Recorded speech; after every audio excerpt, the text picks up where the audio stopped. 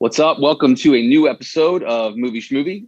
This is our weekly movie podcast. This is episode number 293. I am one of three co-hosts. My name is Steve, and I'm here as always. I'm Ron. Wow. Jump the gun. See, I wanted to. You're coming in hot. You want the overlap? I like it. You told me that I had sort of a delay, so I wanted to get you right. You wanted to jump. Yeah, you jumped it. I got it. Yeah, it's a good call. Ron's one of those. Be careful what you wish for, guys. You know. I guess so. Yeah. I apologize, but yeah, I wanted to. I'm not that way. Yeah. I'm John.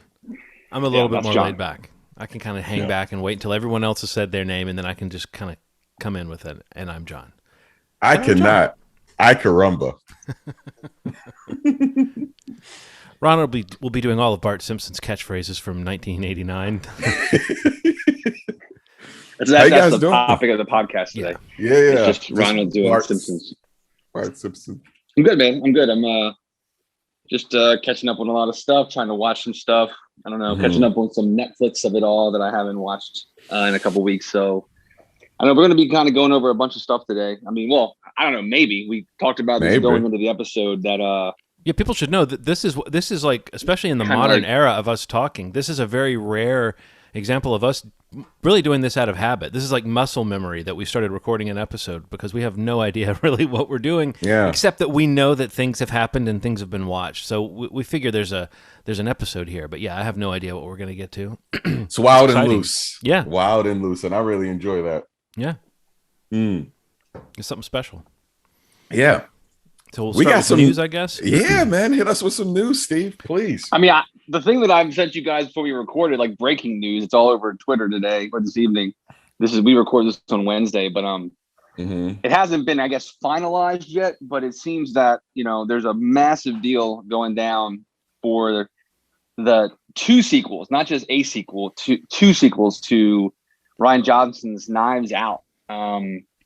Being reported that Netflix is basically trying to lock this down and really bring in what's probably like their first tried and true film franchise to the platform. And the number being thrown around is somewhere between $400 and $450 million to get these two titles. And apparently there was like a behind closed doors kind of secret bidding thing going down between Amazon, Apple, and Netflix. And I don't know. I'm sure this is something that's going to be locked up, and by the time this episode comes out, it'll probably be confirmed and all that good stuff. But apparently Rian Johnson's been pretty busy in the past year and a half writing two sequels to the hit Knives Out. There was a movie that I think it was only made for like $35 million and made over $300 million worldwide. So Wozer.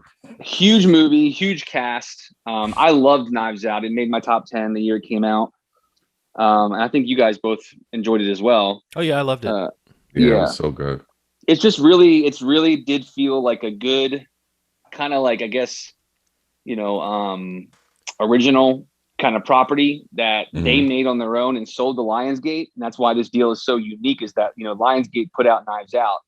And usually, they would probably leverage that into putting out the sequels for these movies, but not the case, it seems. And it's a really weird kind of unique way they went about doing it, because like they basically made it and sold it and retained full rights to it. Rian Johnson and I think one of his, either the co-writer or co-producer of the first film, Ram Bergman is his producing partner.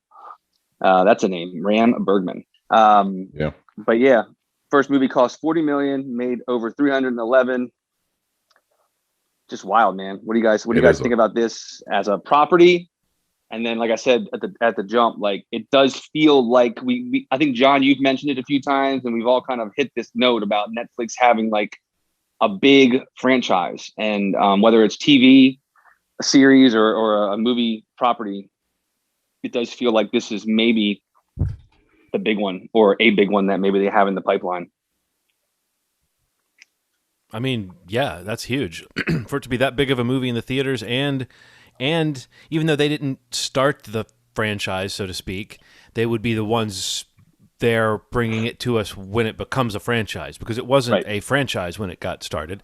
I have to believe Rian Johnson thought there might be more to this, but everything I've read makes it seem like he only realized after people responded so well to it that this could be something more. So it almost kind of Right. seems like the idea of taking Daniel Craig's character Benoit Blanc, or Blanc, is it's Benoit Blanc, I think. Anyway, I think it's Benoit Blanc.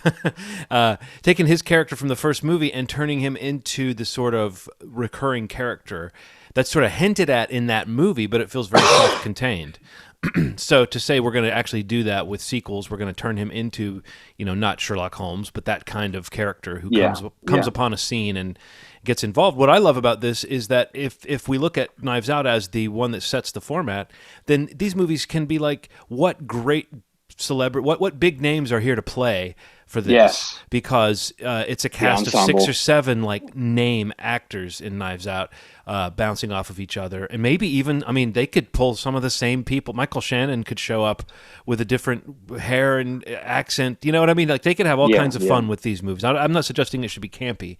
I'm saying that Knives Out had a certain strain of almost camp that made it sort of fun. I think we compared it to like any kind of like all-star, like, the murder mystery movie is already out there with the celebrities in it, but like mini-series from the 80s or whatever, where it's just like a bunch of stars not quite slumming but getting together to do something kind of fun. So yeah, I could see these being really enjoyable movies. So for that reason, wow, Netflix, like, it might be a kind of a guaranteed product, so to speak. I hate to call it a product, but you know what I mean? It's like, it's not like bringing in someone in developing it the Netflix way. This is being developed outside of Netflix and brought in, and it seems like it's there to burnish their brand, kind of, and say, look what we've got. Yeah, I agree, man.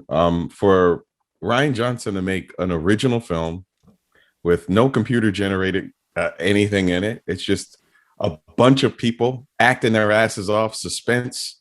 I think it feels incredible for an original series to get a launch pad like this. It feels good, because we're so used to hearing about films that are remakes of things that came out 10 years ago or something like that. And for Rian Johnson to create a movie that I change.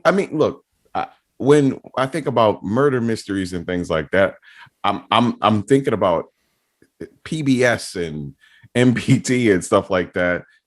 Those are some of the better ones I've ever seen. So for there to be like a film version that really is really well put together and as suspenseful as it is from start to finish, I can't wait. I love it. Yeah.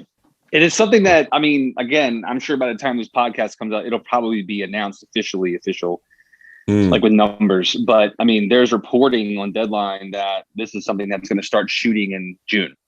And this is like, that's wild. So it's been obviously something that's been happening behind the scenes for a bit.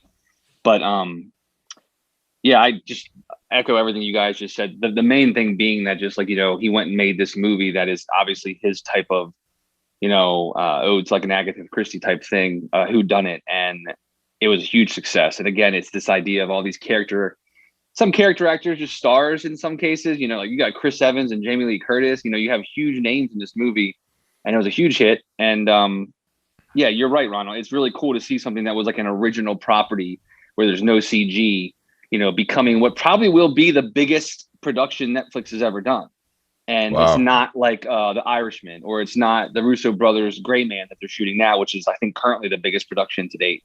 But this package, split between 2 movies, if it is closer to 450, I think that would probably be the biggest thing they've ever done at the streamer. So yeah, I'm super excited for this. And it's kind of crazy to think that the whole idea of Knives Out, like, and Daniel Craig's involvement in it, was all basically by accident. Like the fact that Danny Boyle dropped out of Bond, that kind of bought some time for him to do this movie before they, Carrie, joined the project and they actually shot No Time to Die. But, this could be something that, Bond is a Bond, but this could be something that like Daniel Craig now has as like another real franchise. Like this could be what people know him from, a whole different group of people watching movies. And it could be, ultimately what Ryan Johnson becomes known for in the long term. Yeah. This series, this trilogy, or this just franchise. It's kind of bonkers. But yeah, well, I love it. If you've been watching Ryan Johnson at all, it's been obvious that he's working on something, because there hasn't been like news about any particular thing that he's doing, and he's always been cagey about those Star Wars movies that he was supposed to do. Like, he talks like it's still on the schedule, or not on the schedule, but like that it's going to happen, but that a plan, but that it's like not the next or the next or the next thing that anybody's got going on. So it was obvious that a guy like that has got something coming. And then when I heard about that Natasha Lyonne series that he's developing, isn't that right? That he's doing that with her? Yeah. That was my thought, where I was like, okay, maybe that's what he's been working on. A series takes a lot of work, but then this announcement is like, oh yeah, he's mentioned that he might do sequels to this. Then he kind of went mum about it, made it sound like there were no real plans. So yeah, it does feel, and I guess what I'm underlining now is just this is big for Ryan Johnson too. Even though the guy's already made a Star Wars movie, this is an even bigger sort of clout move for him, because when you talk about The Irishman, that's not a franchise, but it's the Martin Scorsese franchise that Netflix was getting into. This is Ryan Johnson too. As much as it is Knives Out, it's Ryan Johnson. I also think it's Daniel Craig as much as it is Knives Out. Like, he's an actor that I think a lot of people respect and like to see. And you mentioned franchise, being able to hop from Bond into a franchise that allows him to age, Yeah, definitely. It Absolutely. might, out of a franchise that doesn't want you to age, or that maybe every movie has to comment on the fact that you're over 40. So no, I think that there's a lot to be excited about there, especially just when they announce the cast. There's got to be some, there's going to be someone in there that's going to make you smile just hearing that they're in. A quick, just a knee-jerk reaction. Who would you put in Knives Out 2? I'm just going to start. John Turturro. Sure. You could. I feel like you could pick anybody to put. That's the first name. Huh? Mads Mikkelsen. Oh yes, sure. Perfect. He has such a snarky, and he's huge. Like, he's a imagine big guy, Mads Mikkelsen and John Turturro together. I mean, we've never seen that before. Oh man, that'd be so good. Add to it. Who's strapped on an elevator with Mads Mikkelsen and John Turturro when the lights go out and the murder happens? Who's a rival of the female persuasion that could hold water with them? Oh gosh, I got someone on the brain because we were just talking about her, but Rebecca Hall.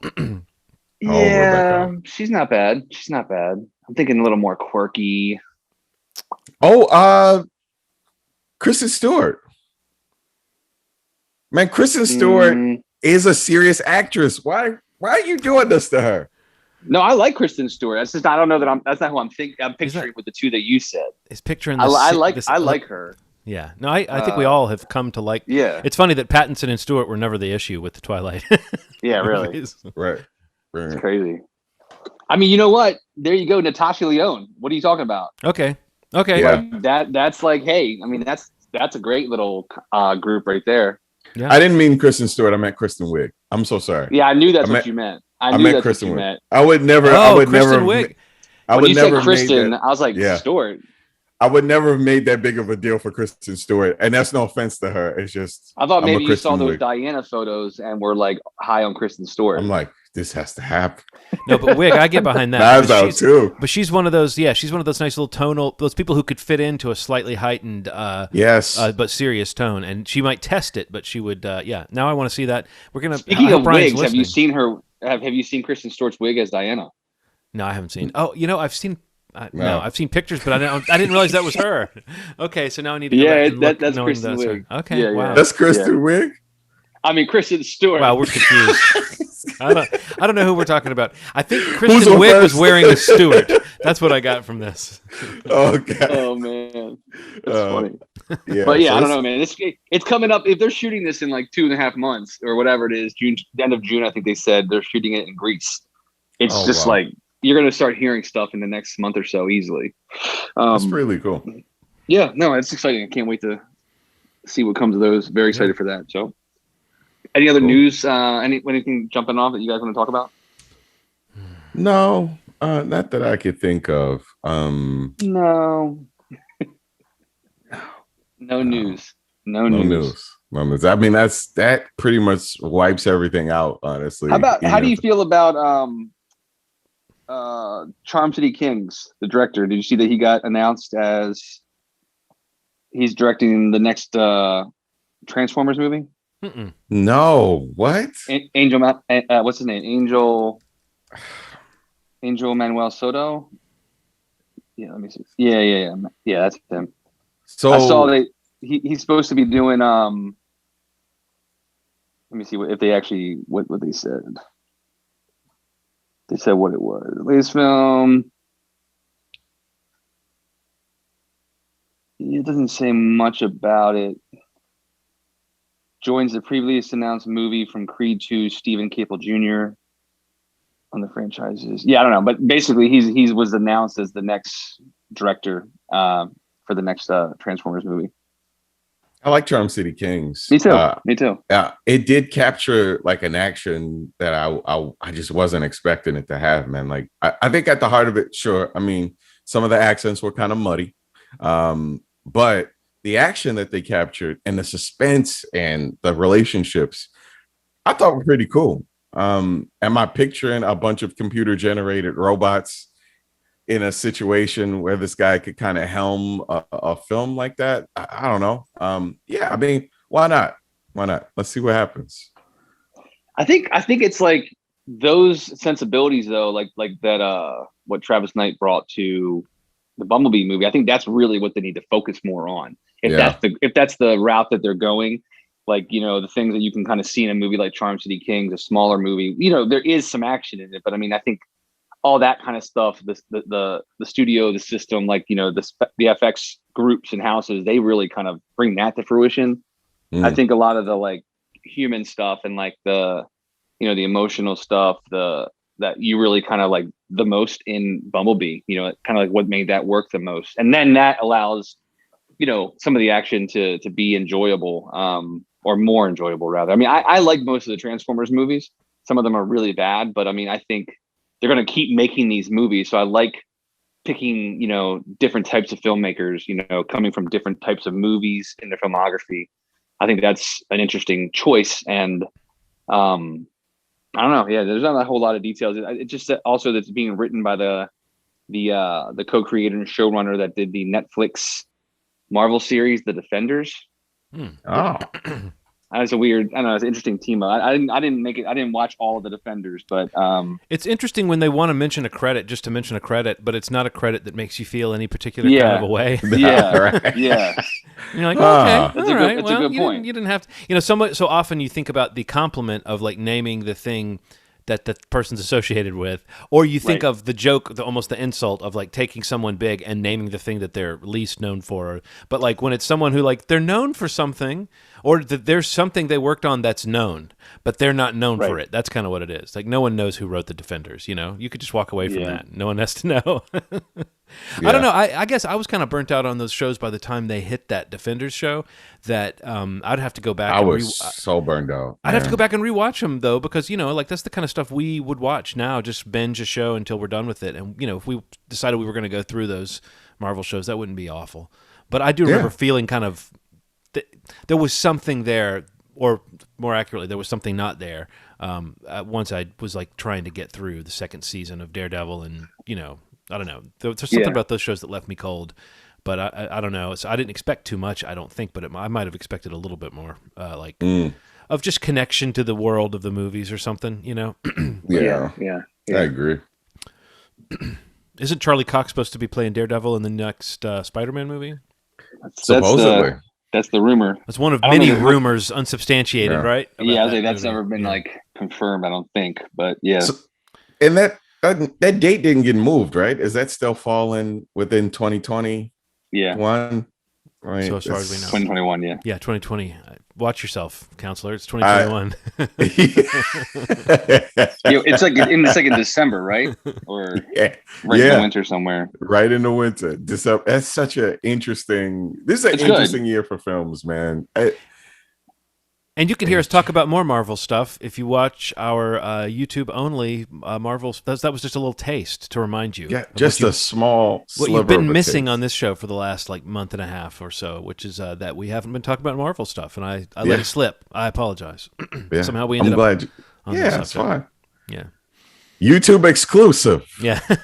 Speaking of comic booky stuff, though, I did want to go back and pick up something. When we talked about Justice League, the Snyder Cut, we talked so much about just the reaction to the Snyder Cut aspect of it that we didn't talk much about certain parts of the movie. And I think since we had been kind of tracking the story of Ray Fisher's treatment and his claims, and how that story was kind of happening around the same time as the Justice League news was breaking. And so it's like this future role that Cyborg was supposed to have, maybe even in the Flash movie that they're making now, that now obviously it's at least at an impasse because Ray Fisher is at odds with WB because they haven't officially answered his claims or his questions, but this movie did a lot for Cyborg if you want to look at that character getting a storyline. And we never talked about that part of it. I wondered, what did you two think of the Ray Fisher aspect of that movie and Cyborg's role and the way that he had a little bit more of a story? It felt like that movie was, in addition to setting up this whole storyline that we never got to see, it also was setting up Cyborg as a major character, which is odd now. Another oddity of the DCEU would be if that movie comes out and shows you what they had planned for Cyborg, and now we're hearing, okay, well, he's not going to be involved in the future for these obvious reasons. I just wonder what you guys thought of all that. Yeah, I mean, maybe that's a discussion within itself, maybe, because before I say that, I kind of wanted to talk about the idea of what DC kind of said after the movie came out, which was basically that Justice League was a very special circumstance.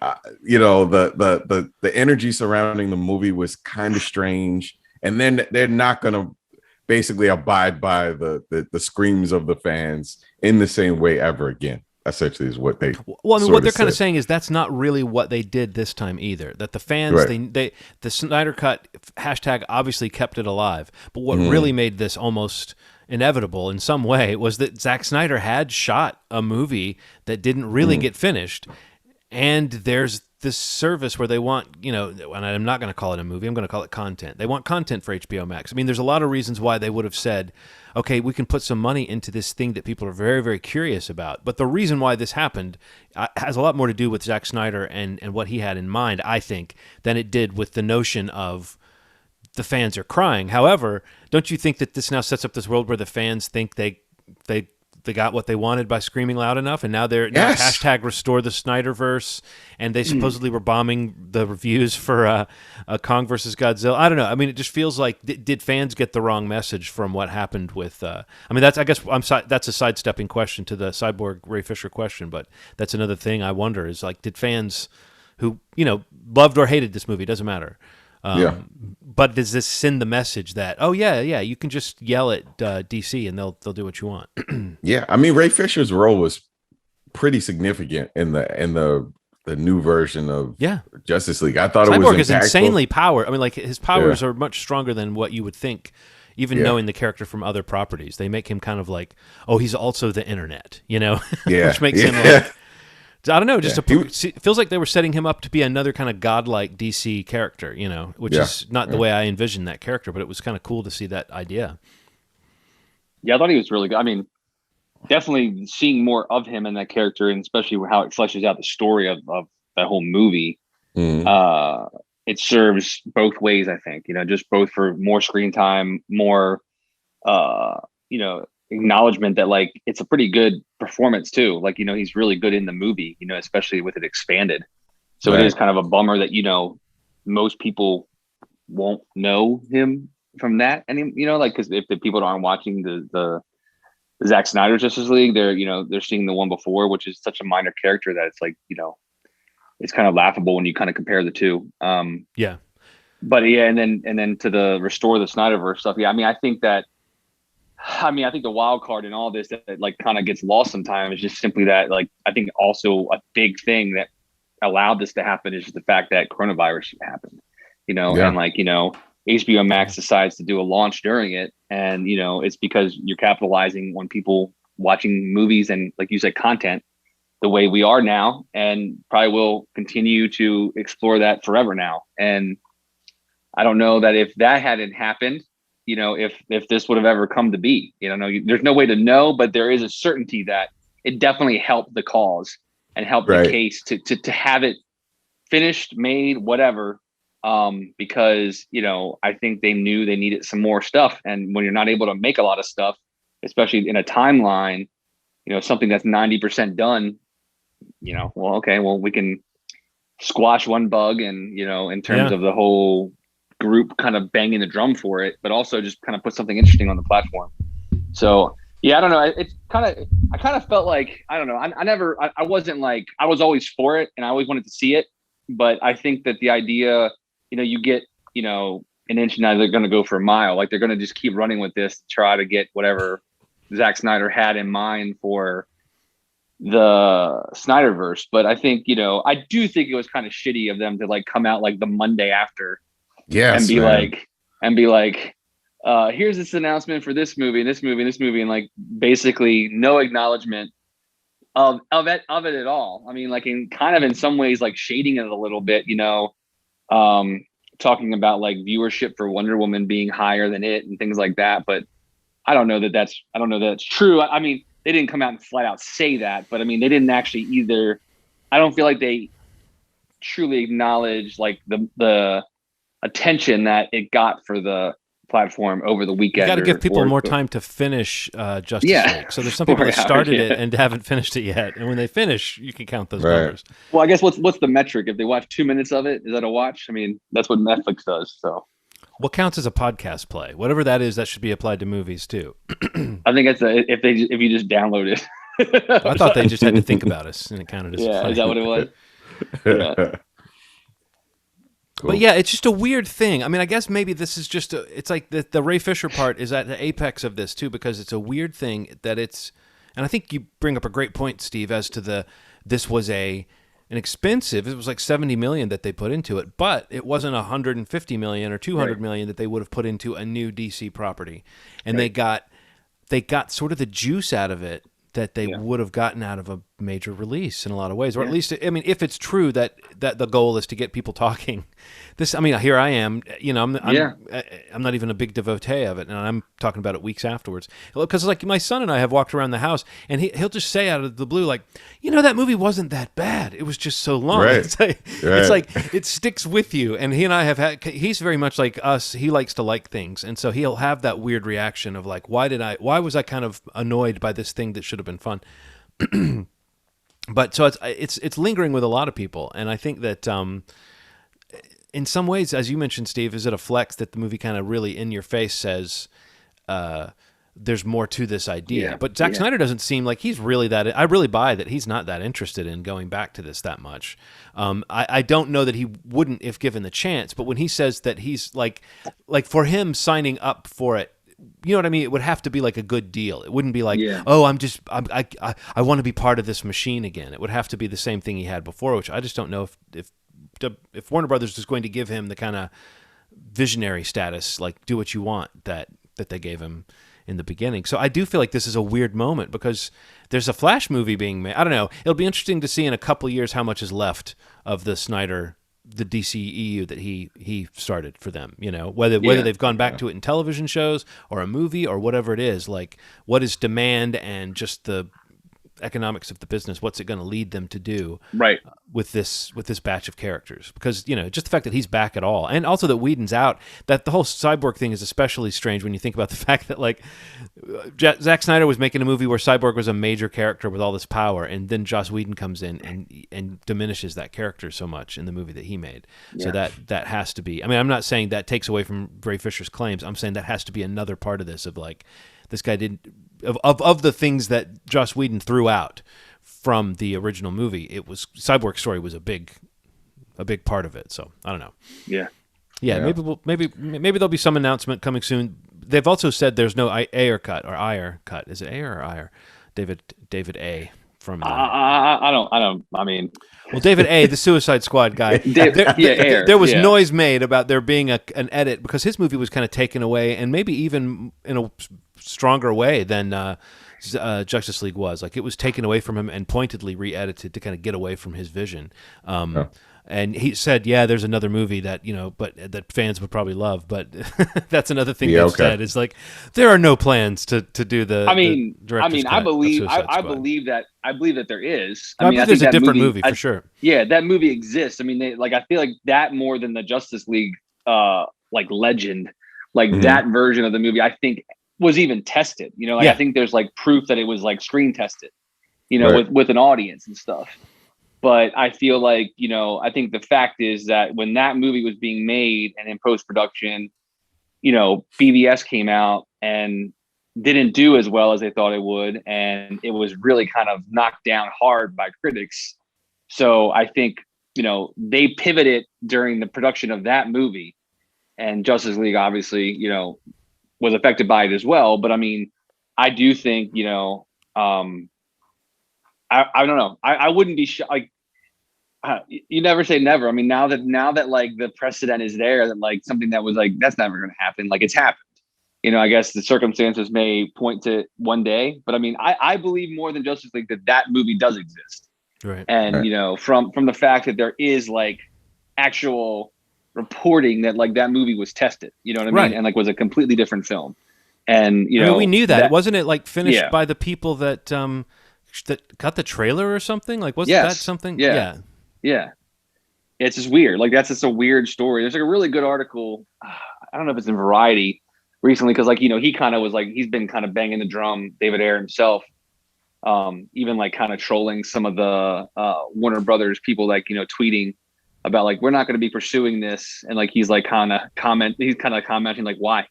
Like, why not? Like he's just like trolling them on Twitter, and I follow him, so I see him in my timeline. It's pretty funny, but never say never, man. Shit, fucking Justice League Snyder Cut exists now, so right.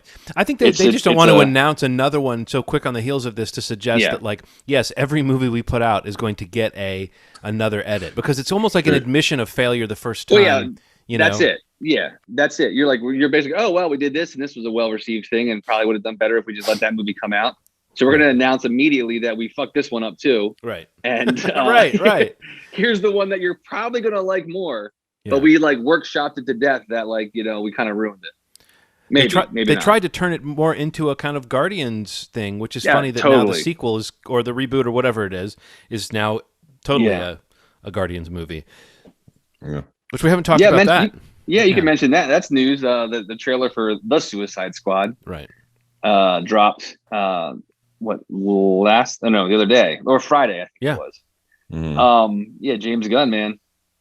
I'm pumped. I love it. It looks like James Gunn doing James Gunn, and it looks like Marvel fired him, and DC said, "Hey, come on over here and help us out." And then he said, "I'll only do it." I mean, I'm making this up, but I'll only do it if I can just be James Gunn all over the place. And they were like, "Go be James Gunn all over the place."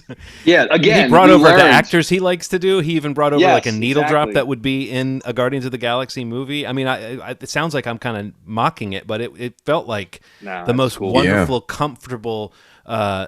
I guess we're James Gunn guys, right? I mean, definitely he's been through his troubles, and I love him. I think he's got heart and humor, and he, especially for this type of movie, he brings a quality to it that feels genuinely subversive and not just wink, wink. And I think that's hard to do with all the money and access that he has. But I think it helps that he has the kind of B movie ethics that he brings to these movies, like right along with the actors that he likes to work with. They're sort of like Lucky Charms, people that he likes to bring back. Right. And Idris Elba looks like he's having a blast. Finally, maybe who knows what's in the movie, but Idris Elba looks like he's having a blast in a special effects movie for the first time. He came close in Prometheus. He had some fun in that, but it wasn't much of a character. This really feels like the movie's saying, look, Idris Elba is turning on the charm and being like, and again, there's a little bit of heart. There's something going on with his character that feels more substantive than just like, one-liners. What a cool ass opportunity for him, man. Like, and Sylvester Stallone is King Shark. Like, what? Like, this movie is doing a bunch of things that I was not expecting. Like, I'd heard rumors that Sylvester Stallone was attached to the movie. Yeah. Then I find out that he's a completely computer generated character that I love. I think Steve Agee did the mocap for that character on set. Oh, cool. And he's also playing, looks like another character. A character. Gotcha. Yeah. A character I've come to love through the cartoon version of, Jesus, why is my brain fried right now? The DC show with, my brain's fried too. It's just that kind of day, Ronald. Maybe there's something in the air here in Baltimore. Man, what show is it? The show I told you that I love. Harley Quinn. Harley Quinn. Harley Quinn's the animated show. King Shark has a very big role in it. A lot of the characters from Suicide Squad that are kind of prominently shown are also in Suicide Squad. So, I mean, if you want to get some background, if you aren't familiar with the characters, check out the Harley Quinn cartoon, which I've talked about only 50 times. You'll get a little piece of the sort of the characters that are going to appear in Suicide Squad. Really cool show. But yeah, I'm excited. Just to remind the listener out there, they probably know this, but my son has discovered all the DC cartoons on HBO Max, and it's like the kids have exploded. Every time I come in there, he's telling me some other. You know what's a really good one? You know what's a really good one? Yeah, which is awesome because I do know, and also that stuff. A lot of that stuff is taken directly from the comics, and so for me, it's cool to be able to say, "Oh yeah, actually now there's a reason I kept this comic all these years. I can actually show you the story." But no, it's like it's been, like he's hit this moment where he's like he has different phases where he gets interested in a different character, a different franchise, and right now it feels like the DC heroes are really on his radar. So, and I was like, yeah, those shows are good, and there's been several. There've been like 2 or 3 good Batman cartoons, not just one. Yeah, you can play with DC's name in the movie space. You can make fun of them all you want. You cannot mess with the animated movies and the animated TV shows. They are incredible. They are out of this world, and they've done it for so long. Like they have a catalog spanning 20, 30 years at this point. It's like it's insane how much content they have, especially on HBO Max, like you said. So yeah, it's cool, man. And the Batman the Animated Series Restore. Sorry, they did an HD restore that show. I think you mentioned that on another episode. It's gorgeous. It's gorgeous. Sorry, make you want more things to do that. Yes. What I've seen is a couple of things, particularly animations that were first on the web or animated series that were first on the web. It's like those were low res things maybe, but to think about the fact that a lot of these things were made and mastered and created at 480. Yes. Yeah. And so it's like to upscale them now. It's like you're just making a new thing. You're just making a brand new thing. You're seeing more in the scenes, like it just does something different, man. So or anything that was made for DVD. Like I've had a few movies that they were documentaries or low budget movies that were made for DVD, and it's like, well, now this looks wretched by today's standard, and who's going to go in and there's something about digital. Low res. It's like there's literally no more information there. You know what I mean? It's like when you blow it up, there's nothing there. It's not like film or video where you might be able to rescan the image and get some more information. I don't know. A bit of a tangent there. It's pretty cool. Well, do we want to talk a little bit about? I don't know if you saw it, Steve, but Ronald and I both saw the new movie. Kong versus Godzilla. Is it Godzilla? Oh, you guys watched it? Oh, okay. Yeah. Well, I watched it today with the fam. You sounded so betrayed just now. Y'all. So you motherfuckers. I just feel like I didn't know that there was like a concerted effort to review it today, so I didn't actually make an effort. But go ahead and talk about it then. All right. Well, we'll talk about it. Bad. Well, we could just say a few non-spoiler. We talked about it last night, and you didn't. Right. I didn't know that, but you're welcome to review. Well, I saw your thing when I saw you. This might be off mic. I don't know, but when I saw your thing, I was like, well, I was planning on seeing it with the family anyway, so I could talk about it or not. You're welcome to talk about it. But we could do like a couple minutes. We don't have to get into it too deep. I would just say, since it's new this week and it's the big, we were just talking about HBO Max. It feels like a good segue out of that world. But what did you think of the movie itself? And which monster is first? I can't believe I'm spacing on Godzilla. Godzilla. It does have a better ring to it. Godzilla versus blank. All the things that I liked from Skull Island, this felt like it kind of embraced. I mean, it went off a little bit. So my biggest issue with this movie, I really, really enjoyed it, is that this focused on the human element, maybe too much. Like it was too much of the trying to figure out how to solve the problems for the monsters, more than the monsters just being on screen at times. But when the monsters were on screen, oh my God, you're talking about like the feeling that you felt. Watching some of the old Godzilla films when it was just carnage. Or even watching like if you like Power Rangers, like the way that it felt when they were just fighting in between buildings, like you really feel it in this one. I didn't feel it so much in the Godzilla, not King of the Monsters, the first one with Bryan Cranston, I guess the first one of the reboots. Yeah, I didn't feel it.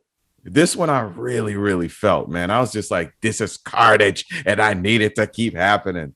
I had a lot of fun with it.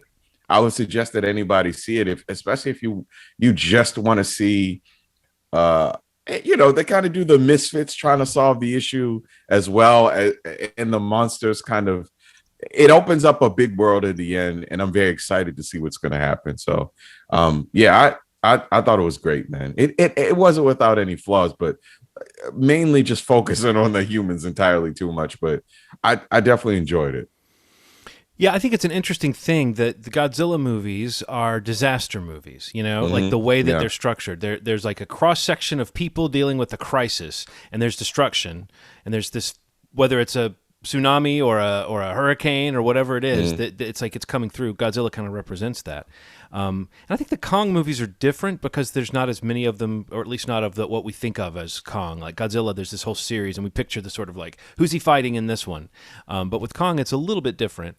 We think of Kong more as a character, this moody, a lonely character. And Kong Skull Island really did a lot to sort of say, no, let's bring Kong into this realm of the monster. Yeah. Let's make him more of like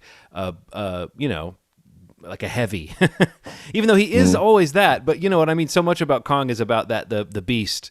So this movie just jumps right in. It reminded me of Freddy versus Jason, which I know is kind of like a flip because Freddy versus Jason is kind of patterned after like Godzilla versus Kong style matchups. But whereas in a Freddy movie or a Jason movie, you dole out your Jason moments carefully, and you build up till the moment where Jason shows up or Freddy shows up. In Freddy versus Jason, these two characters are basically interacting. So it's kind of like it starts with them. It picks up with them. You're spending a lot more time with them in that movie. That's, many times in this conversation, I'm going to refer to the classic film Freddy versus Jason. So everybody just get ready.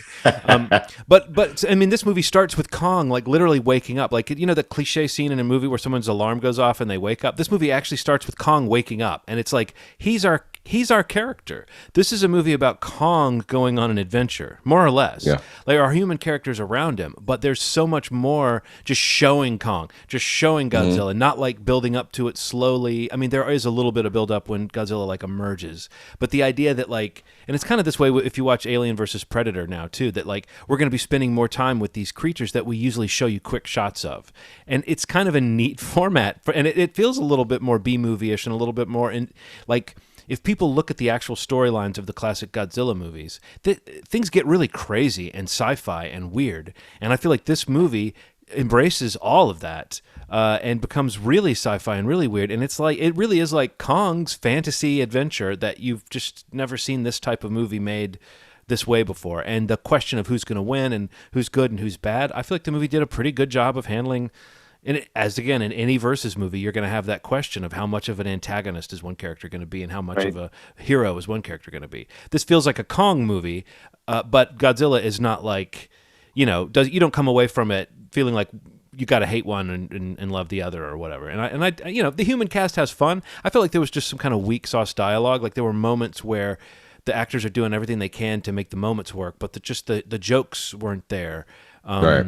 I don't know if you know what I mean, Ronald, but it would cut to kind of group absolutely. Of misfit characters, and they would be having some interaction that was like, if I squint and pretend this is amusing, this is pretty good. But it reminded me of like Pacific Rim, where the human interactions would just sometimes feel like, oh, okay, that could have been better, but let's get back to the creatures. And this, this franchise is fun. I mean, I don't know. I really like Skull Island. I liked the Godzilla parts of the first Godzilla movie. I thought that movie was kind of a slog. I did not see King of the Monsters. However, I feel like I would have understood this movie a lot more had I seen King of the Monsters. Because there's a lot in this where they just are referring to this fantasy nomenclature and all this stuff that's going on. Everyone understands the background of the characters in a way that I did not. But I was able to, mentally fill in the blanks. But going back, I would have watched the other one. I would have said, let's watch watch both movies. But no, what did Henry think of it? The screen went to credits, and he said that was good. So I think it was one of those. Kind of what Ronald said. It's a fun kind of B movie. It's a fun ass movie. You want to see it. Like you have to admit it. Anyone that hears about this movie probably is like, at least they want to hear from somebody like, well, who won? Like, what happened? What was that fight like? Right. This movie doesn't come up with much reasoning behind why the battle is happening, but there's a lot of dialogue shouted in between scenes by people that indicate like what's going on with these so-called titans and why they might fight. But the bigger thing is just it's what it's about. And so I thought they got to the good stuff pretty quick for this type of movie, and it didn't feel that long. I didn't look to see the runtime, but I don't think it was like painfully long, was it, Ronald? I mean, maybe I'm wrong, but no, it didn't feel like it was one of those 2.5 hour movies that didn't need to be. So hour 53. Oh yeah, I was gonna say it felt like it was under 2 hours. So for this type of movie, that's pretty brisk. So yeah, check it out. So also real quick, if you want to see a really good Godzilla film that has that's straight to the point and really good, 2016, a Japanese Godzilla movie came out. It has 3 names, so you can find it under all 3 of these: Shin Godzilla, Godzilla Resurgence, and then also Godzilla Returns. One of the best Godzilla movies I've ever seen. It leans into the B movie sort of feel, and it really is. It's like a political thriller mixed with a Godzilla film. Incredible. But this was good. Don't get me wrong. This was really good. But check out that movie as well. Cool. Well, Steve, what did you watch? Well, I was gonna I don't know if you guys the one I just watched was the Netflix doc called Operation Varsity Blues. Did you guys check that out? Mm-hmm. I thought that was crazy. What was it about? Because I've seen a bunch of documentaries. It's the college admission scandal, Felicity Huffman and Lori Loughlin. I did see that. Yeah. I'll let you. Yeah. Yeah, it's got like the recreations with Matthew Modine. Yes. Yeah, I did see that. Yeah. I mean, like, I feel like I knew quite a bit of this story, like everybody, because it was everywhere, when it went down a few years ago. But like, I just feel like for being so recent, like I feel like the amount that is in this, like of the tapes and the audio, like all that stuff, like I just think that was like really, I thought it was really impressive, like that they were able to kind of like explain this idea of the side door that he had going, and like really kind of explore, obviously these fucking horrible rich people, that just like have the utmost privilege, and like they don't even think about stuff, even when they're talking about their kids. Like some of that audio is just like hard to even listen to. But like, that's one element of it. But I think the doc goes really nicely and kind of shining a negative light on the actual colleges, the actual admission procedure, and like all the politics and all that stuff. I mean, and those two things married together, it's like, there's no way this doesn't become corrupt, and it made me think of Oxy Kingpins in the sense that like it's pointing out a chain. And it's making you realize there's a person at the pharmacy that's asking for more pills. Yeah. And there's a person at the university that's saying, okay, cool. So-and-so sent this person to me, then I know what to do. It's like, it's just, and it's like a small moment maybe for that person, like a moral failing that, and the sense of entitlement about getting into one of these schools, I just don't quite understand it. Like it was beyond I didn't feel like I was destined. I mean, I don't know. It depends on how you're raised, I guess. But that notion of like, you've got to get into a school. Okay, help my kid get into school. But like, it's got to be this school. To me, that just feels like that's where your sympathy for the parents and the pressures that kids are under, that's when all that goes away. Because there's like so many points in that chain you would have to realize, wait, this is all because we've got to go to this school. It's because it's like these kids aren't necessarily failures. Some of the kids are, kids that would struggle to get into any school, it seems. But some of the kids wouldn't. And I think those are the kids that really got robbed, is their parents were bribing people to let them in so they get into a better school when they could have probably gotten in to any number of like another great prestigious schools. Right. Yeah. Right. College. Let's talk about college for just a second. Where do you two fall on the idea? Because I think that like it's a shame that in society that it's like it's a benchmark for how hard have you tried, how seriously did you take yourself and your career. But there are so many jobs that it's completely irrelevant to, and so many super successful people who didn't go to school, and they're not like all like tradesmen, even though trades are a great thing to be working in nowadays, as opposed to a lot of the, I don't know. I just feels like as a, even though we're a few years away from those decisions, I look at Henry and it's like when I was Henry's age, getting into college, going to school, it was understood. But it's like, I'm thinking like, yeah, maybe that'll be the right path for him. But part of me wonders like, is it really more about having that buffer between being on your own and being in your parents' house? That you're sort of like, you can still call mom and dad, and they're letting you do that because you're in school. So maybe if we gave kids a few years out of high school to say, we'll still pay for you, but you have to be working on something. That's kind of what it feels like. But also the question of like, are we becoming increasingly credentialized? And if someone doesn't go to college, are they now worse off than they would have been before, even if the bachelor's degree itself is not worth that much? Oof, man, that is a rough. I'll tell you this. My experience. I graduated in 2001 before the internet was great. It had potential, but it wasn't great. You couldn't find jobs the way that you could now.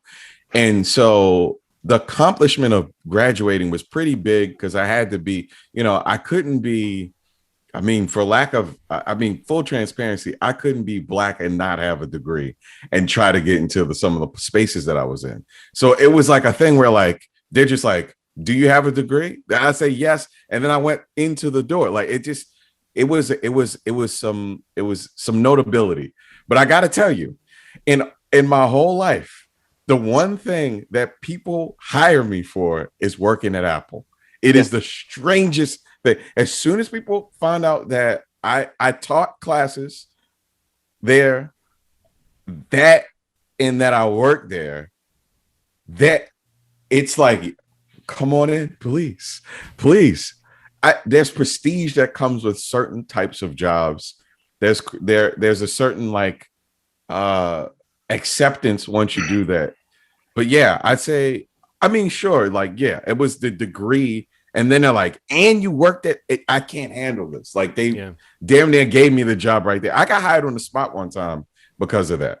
So I'd say I had to kind of become a Swiss Army knife. And my experiences were kind of the collection of things, the pay cuts that I took, $20,000 pay cuts that I took to work at a place just to get the experience. Yeah. To then have this Swiss Army knife of things and be like, all of this, and I worked at Apple, is the reason why I'm as successful as I am. I took a shit ton of pay cuts. Well, how many friends do you even know what their college degree is in? I think that would be like the true test of this. Would be like, how many people do you really know what they went to school for? All you know is that they are working or that they are professional, and it's like you get to those jobs through so many ways. And again, I'm not saying it's not an incredibly important experience. I'm just wondering what the value of it is if, as we're seeing in this movie, people are clawing to get into like this short list of places that guarantee you some kind of future that I don't even know if that's true anymore, but maybe it is. Maybe Harvard will always, that's like Apple times 5 or something. It'll just be like, having that will always look good no matter what, Okay, last thing. I have really weird experience with this college thing. My dad went to Princeton and he was not a super successful person. So I saw that, and that gave me this weird idea about Ivy League schools. I was like, how could, like, you're here with me. Wow, you went to Princeton. What does this mean? What does this mean? It demystified it very early for me. So the idea of all that stuff, he knew people that went to Princeton that weren't like millionaires. Mm-hmm. So that, I had early experience with like the demystification of Ivy League schools. My dad, I would get the Princeton Review in our mail. Did he tell you at that point? Did he say like, by the way, we've got only about 500,000 or 600,000 socked away for you to go to Princeton too? It was crazy. He got a scholarship. So like my idea about Ivy League schools was super screwed up from a very early age. So I'm a bad person to ask about that. Right. No, I just think it's an interesting question because the movie doesn't get that much into it, but it's part of the thing for me of just like, what are with these kids, the stress we're creating for kids, especially, about what school they get into, like that defines your whole life. And it's like, well, maybe it will, but it also might have nothing to do with the person that nothing, you become, man. like. What do you think, Steve? I don't mean to go on. Well, I'll say like no, it's cool. One of the prep interviewees like that they're talking to. Actually, I think there's two of them. I mean, the point they make basically is that like it's not a question of. I think there's two different questions. Like, is college necessary? Like, is that experience necessary? Do you need a college education to be successful in life? I personally don't think you do. My experience, and it sounds like maybe some of yours. It's just sometimes it's hard to get the experience without it, and it's that kind of dilemma that we face in situations like that, and it's maybe becoming less and less like that now for people. I don't know, but I mean, I agree that like most of the jobs I've gotten, really, I don't think my college education really had anything to do with getting those jobs, and I don't know that my college education, didn't inform what I'm doing today. Maybe I've learned things that I apply on a regular basis, probably. But I could have probably gotten that experience, that information by maybe joining the workforce earlier, or maybe doing a trade, or we work in IT. I work in IT. Like if I started that earlier, I probably would be a lot better in a lot better place than I am now. But I think the other side of this, like what the movie's really talking to, where they really kind of try to hit, is just the prestige of these Ivy League schools or these top 10 schools that are on the top college list that comes out every year and all that stuff. Like, I think they really kind of hit the fact that like, it's not a question of can you get a college education. It's whether you have to have the one that, there's basically like a racketeering system set up to get kids into it. Yes. You know what I mean? Like, do you need that education? And the answer for most people is absolutely not.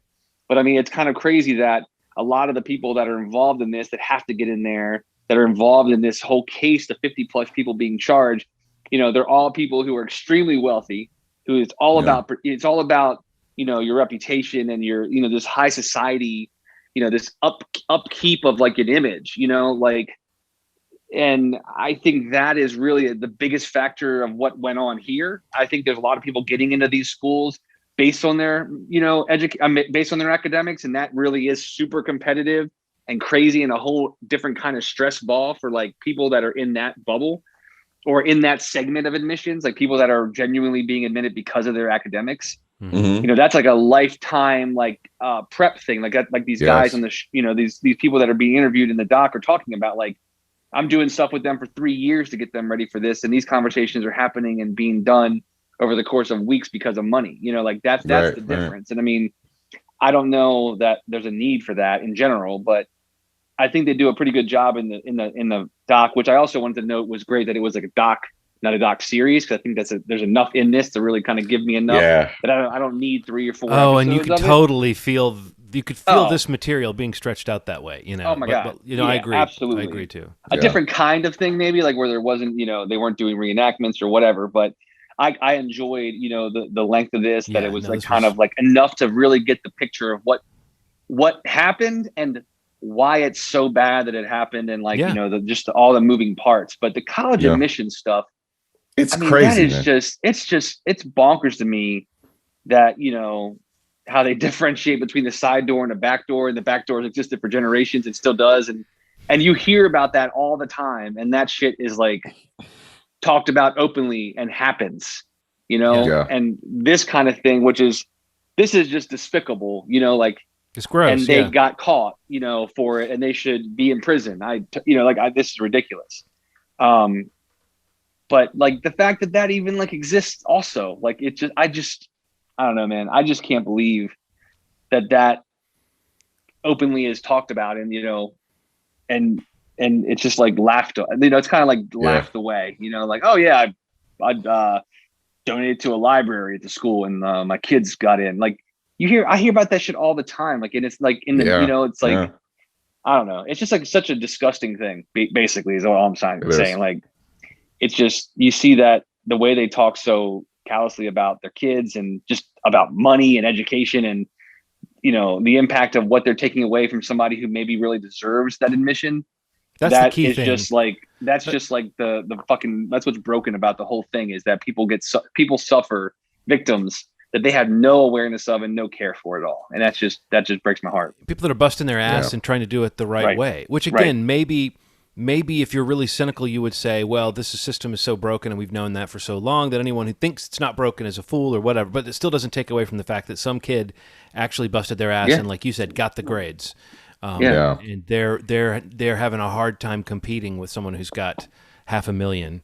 The money. Which also those amounts fucking staggering. And that's like the low end of the spectrum when he's talking about, some of these other donations are in the millions. Like the back door is more expensive than the side door. People need to watch the movie so they understand what we're talking about. What did you think of the use of the reenactments? I felt like it was part of the production value that made this movie feel like a good movie somehow. Was the fact that they were well shot and kind of well acted. I'm to believe or to understand that these are direct transcripts of actual phone conversations. Correct. And I'm kind of glad we didn't have to just listen to the transcripts.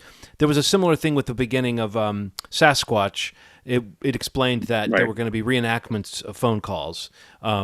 And there's footage of the guy on the phone, with the reenactment of the phone call. And sometimes it tricks you. You forget, and you think you're watching a real piece of footage. I feel like this movie sidesteps that a little bit by putting someone like Matthew Modine, putting actors that you might recognize in the roles. And that was kind of fun, too, to just see who's who and who's playing who. But I do think that, like, it's so obviously fabricated. It's not trying to fool you. It is a big thing about documentaries, though. It's like, what are they? Are they tricking you into thinking you saw the truth when really you saw a movie, essentially? And I thought this film segments in this one were so well made that I was like, oh wow, I'm almost being hypnotized by their quality. And it's glossing over that issue of is that tricking me into thinking that, like, this is exactly how it happened. But I think for this movie it really worked for the structure of it. And made you realize you would have watched the drama about that, like that. I'm sure that there will be one. I'm sure. Well, I mean, it's like just use the Matthew Modine scenes from this. And but I thought he was really good, and he was good casting too, because he's always had a slightly kind of alien quality to him, and you just believe that he's a guy who's thought his way around this situation and like kind of like thinks he's better than everybody, but is also kind of strangely dispassionate about it. This may be the first time that the actual person is much more incredible than the actual. Like, did you see that guy? Yeah. Rick Singer is like a ripped dude that like looks like he wanted to fight the reporter when they got it.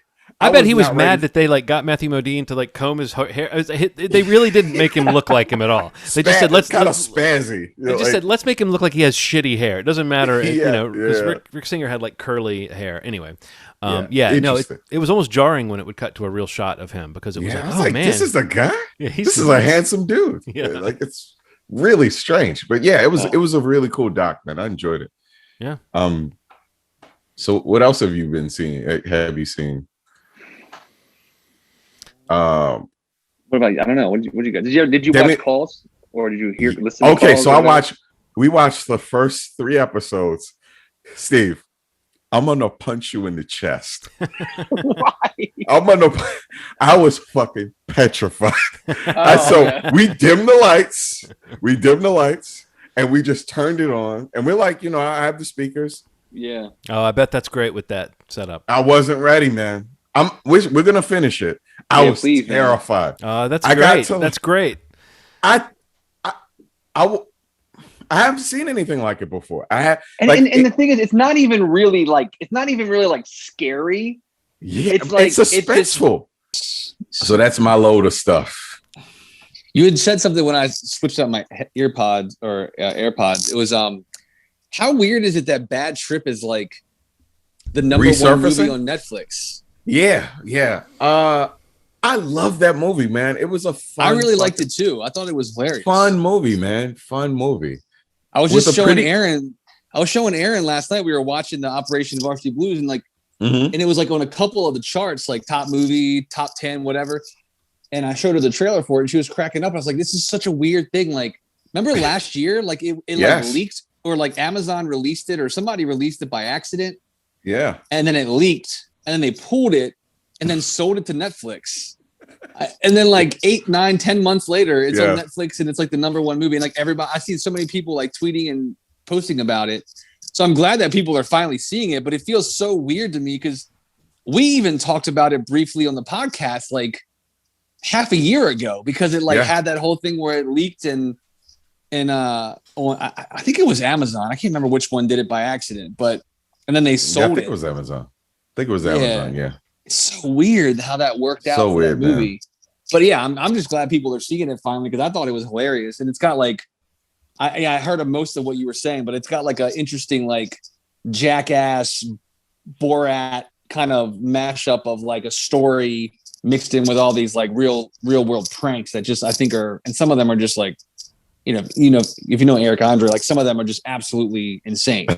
Right. And if you're a fan of his, and you obviously need to see the movie, but if you like Jackass or Borat or movies like that, it definitely is a recommend, especially if you have Netflix for checking out. Yeah, check it out. I got nothing else. What anything you wanted to mention, John? I'm going to take a moment to be self-promotional just because timing-wise this works out perfectly. That the day this episode comes out, sure. I have a new album by my alternate identity, my musical, it's kind of a band, but it's also kind of just me. It's Sci-Fi, that's SIGHFIGH. We have a new album, we have a new album out on Bandcamp today called Songbirds, and if you go to sci-fi.bandcamp.com, you'll see it right there. And the reason I'm mentioning it is because today, April 2nd, is maybe the last, I don't know, Bandcamp Friday, where they started doing this during COVID to help musicians, which is that they're waiving their royalty fee. So if you buy it today, if you buy my album today, you will be giving most of your money directly to me and not giving a cut to Bandcamp. But I want to stress that if you buy my album on any other day, you're still giving a decent amount of money to me. So don't be one of these people who says, "Oh, I didn't find out about your album until Saturday. I missed my chance." It's like, no. It's still good to buy, still good to support your favorite artist. But April 2nd today is a great day to support me or any other artist that might have music up on Bandcamp, because, like I said, Bandcamp very generously has been doing this thing for about the last year, I think. To help artists out, and it's a nice little bump if you can get it, and that's why I timed something brand new for that day to hopefully make it really worth people's buck. So there you go. Man. A little self-promotion. Sci-fi.bandcamp.com. The album is Songbirds. Okay. I'm going to buy the shit out of that. Buy all the shit right out of it. I'm going to buy the shit out of that. One more show I wanted to talk about, and I may have talked about it before, another HBO thing, Industry. I may have briefly talked about it before. Industry is one of those shows that just hit me like a ton of bricks. It's about a woman that is coming from the US and is working in stocks in London. And it's about her. It's a fish out of water story about this woman trying to create her own sort of freedom and work her way up the ranks in this sexist, racist, weird sort of high octane environment. And seeing what this character does to kind of survive is just so cool, man. Like, you're seeing things from an actress, a couple actresses in the show that I just haven't seen on screen before. Industry is hit me hard, man.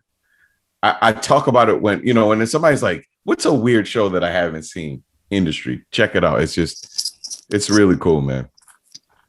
Yeah, I feel like I heard a lot about that, like kind of filling like a slot, like where the lack of a third season of Succession, like people were kind of saying that show kind of helped HBO Max out, kind of coming along, and when they purchased it or acquired it, didn't it air somewhere else first? I think that it did. That it did. It's it kind of great. Was a nice like addition to their release schedule. But yeah, I that's one that's like buried down on the list, man, that I remember hearing about, and I just haven't gotten around to watch it yet. But that's good that you liked it.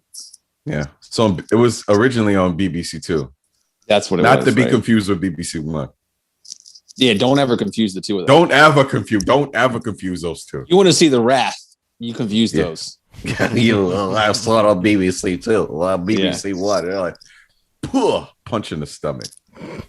I don't know why I've been threatening violence all this whole episode, man. I apologize. I'm telling you, something's in the air today. Something is in the air. We're grumpy and sluggish, and we need a do-over. But I'm not calling tomorrow Thursday. I'm calling it New Wednesday. I'm just gonna bump everything back. So if I'm a day off from here on out, you guys know why. I like it. I like it a lot. Cool. So is that it? Is that all the things we've seen? That might be so. 293. Yeah. I think that wraps it up, man. Yeah. I don't know what we have planned for 294. We might consider continuing the Nightmare watch them alls, but and not just the nightmare of this show continuing for you listeners. The Nightmare on Elm Street film series. Yeah, that. You're trash. Your punishment was that you were a guy who liked podcasts and then you fell asleep. And then Freddie brought you movie schmovie. Yeah, I'm excited, man. Maybe we'll do that. Maybe we'll figure it out. See what else we got coming down the pike. But yeah, so movieschmovie.com is the site. pod.link/movieschmovie is a great kind of landing page that we'd like to promote, where you can kind of jump off from there to whatever podcast platform you might prefer to use on your phone, on your computer, your tablet, whatever you're using. But you can kind of hit that page up and you can listen to everything right from the page if you want. You can follow us on facebook.com/movieschmovie. Instagram and Twitter are the same. .com/movieschmovie. And like John mentioned earlier, we do have a YouTube series that we do weekly while there's new content airing for Marvel, whether it's on Disney Plus or Disney Plus in theaters. Right now, the Falcon and the Winter Soldier is kind of right in the middle of their first season. So if you want to check out our kind of discussion recaps that we try to put up every weekend for that, those are available only on YouTube. And you can watch other episodes of this podcast on YouTube as well. If you like to watch the video instead of subscribing to a podcast, you can watch them all there too. So please go there, subscribe, and turn on notifications so that you can be alerted when new episodes drop of this podcast and also Marvel Schmarvel. So if you guys are good, we can wrap it up, and we'll see you guys next week for 294. As always, you've made our day. Thanks. Bye.